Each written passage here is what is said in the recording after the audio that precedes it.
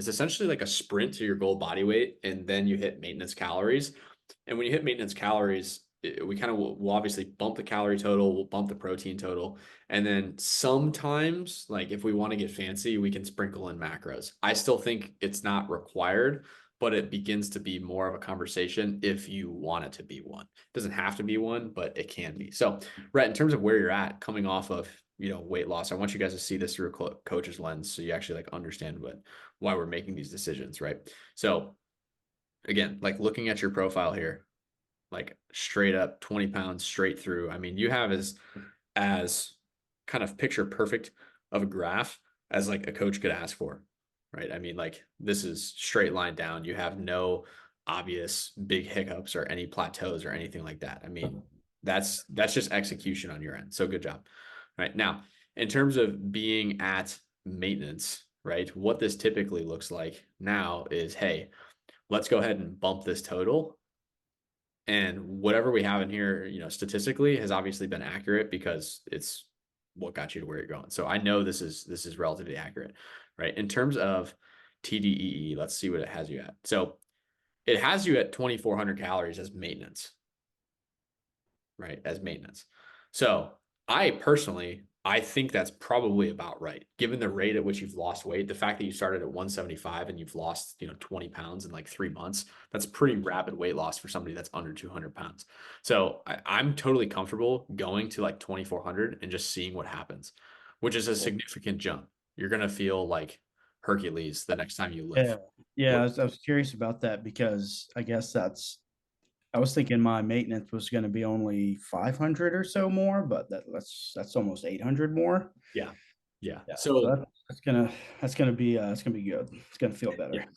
Yeah, and I mean, in terms of where you're at, right? Like you were right above your basal metabolic rate, right? Basal metabolic rate is just baseline necessities for survival. So it's probably calculating 2,400 from, hey, one, whatever your day-to-day activity levels are. Two, the other thing that this can't possibly calculate, but I can mentally think about is the fact that I guarantee you there has been some muscle mass added, right? Yeah. And there's evidence in that based on the fact that your lifts go up, Yeah. right? So there's been muscle added. So I know you're burning more calories at rest than even when you originally put your information in. So I feel comfortable with 2,400. The other reason I feel comfortable with it is because here's worst case scenario, guys. Worst case scenario is always we just change it. like, like if you start gaining weight and you're like, hey, dude, it's been 2 weeks and now I'm 160. It's like, okay, well, maybe we should probably do 2,200. Right. And the worst case scenario is, we went a little bit heavier than we wanted. We pull it back and you basically had a recovery week or 2 weeks. Right. So I'm totally comfortable putting it at 2,400. For protein, I'm going to put you at like 157. So like right above, 1 gram per pound. Right. You can eat more than that, Red, if you want. Right. Which I know is also a bump. I think you were at 132. You can eat more than that if you want, but you don't have to. Right. You don't. Yeah. Sure. And like we've talked before, now that you're at goal body weight, I'm honestly like the bigger focus for you is training quality as Yeah. opposed to nutrition, right? So that first sprint down, John without an H, is is usually like 80% nutrition. Right? It's calories, right?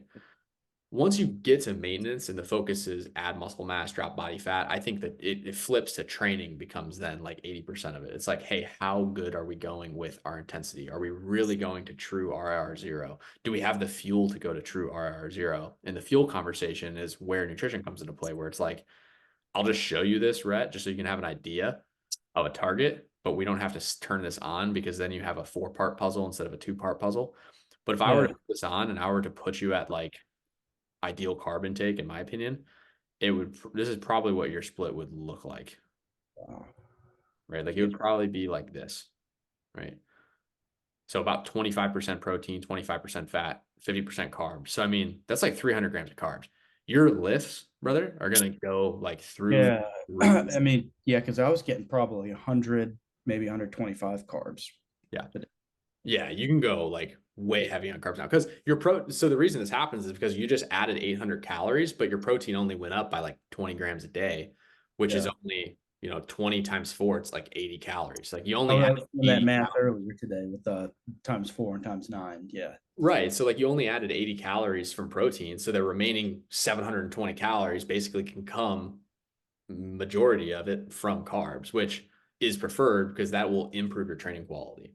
Right. Yeah, So this is an option, right? Like I don't think we have to switch to this. If you wanted to play with macros, you can. My advice is always like just roll with calories and protein at first, get used to your new calorie total. And if you really want to dial in the carb intake even more, we can switch to a full macro split. But I think to start, just to keep it like safe and secure, probably start like right around here. And we'll do 151 instead of 157 because I know you'll go over that, so it's fine. yeah, Uh, cool. and we'll roll with that and just start you there.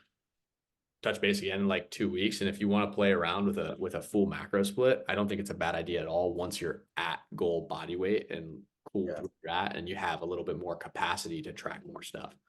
yeah, yeah, yeah. I'll probably keep track of the carbohydrate intake a little bit just in Yep. my head, kind Yeah. of, yeah, instead of having to track it in the app. Um, but yeah, that's I'm excited about that. So that's good. Yeah. Yeah, brother. It's exciting. And I think that's a perfect approach, right? Like this first initial period of you being at goal body weight is like it's more of a mental tally of carbs. It's like, hey, I've hit 150 and change grams of protein. Now I'm just filling with carbs, right?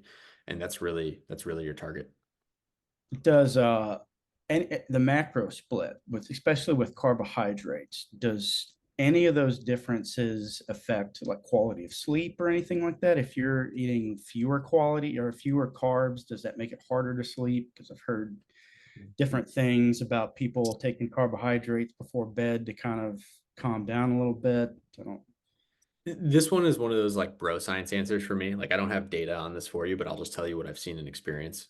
In experience, it's like when I'm heavier carbohydrates, like I usually do sleep better. Now, is that because of the carbs or is that because of the fact that I now have more carbs so I can train harder and because I train harder, my body is now more fatigued so I sleep better? Yeah, We don't know. That's what happens, but we direct causation. What came yeah, first, the chicken or the eggs? Is it the carbs or is it the fact that I can train harder now? Because honestly, in my opinion, you guys have heard me rant about this before. It's like the biggest needle mover for sleep is just actually using your energy throughout the day. So if you're actually lifting hard to failure, training intensely, you're walking, you're active, yeah, all of a sudden you get better sleep and all of a sudden you're getting better sleep and then you're losing weight and people are like, well, am I sleeping better because I lost weight? I'm like, probably. They're like, well, I'm also more active. And I'm like, that's probably a factor too. And it's a big conglomeration of as we just make better and better choices, it all yeah. tends to work better. Right. So you can kind of attribute it to a bunch of different things. But I would say in general, I would I expect you to sleep better because you have more carbs. You'll be able to train harder, etc.